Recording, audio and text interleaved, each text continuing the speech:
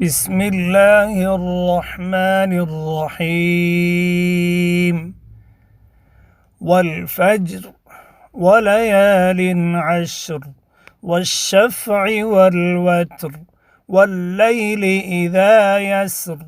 هل في ذلك قسم لذي حجر ألم تر كيف فعل ربك بعاد إرم ذات العماد التي لم يخلق مثلها في البلاد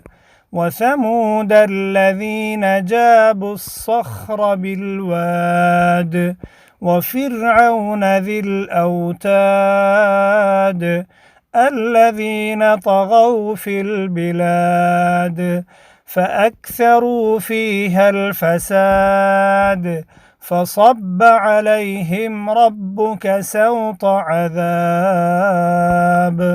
إن ربك لبالمرصاد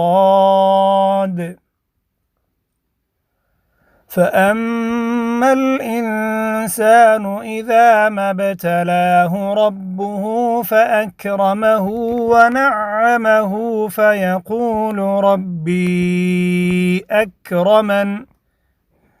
وأما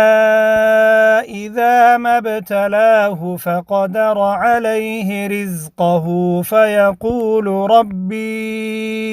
أهانن كلا بل لا تكرمون اليتيم ولا تحاضون على طعام المسكين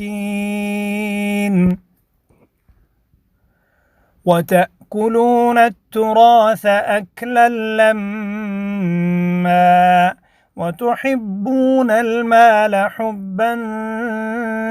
جما كلا إذا دكت الأرض دكا دكا وجاء ربك والملك صفا صفا وجيء يومئذ بجهنم يومئذ يتذكر الإنسان وأنى له الذكرى يقول يا ليتني قدمت لحياتي فيومئذ لا يعذب عذابه أحد ولا يوثق وثاقه أحد يا أيتها النفس المطمئنة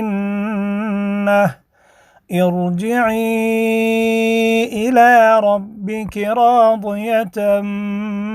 مرضية فادخلي في عبادي وادخلي جنتي.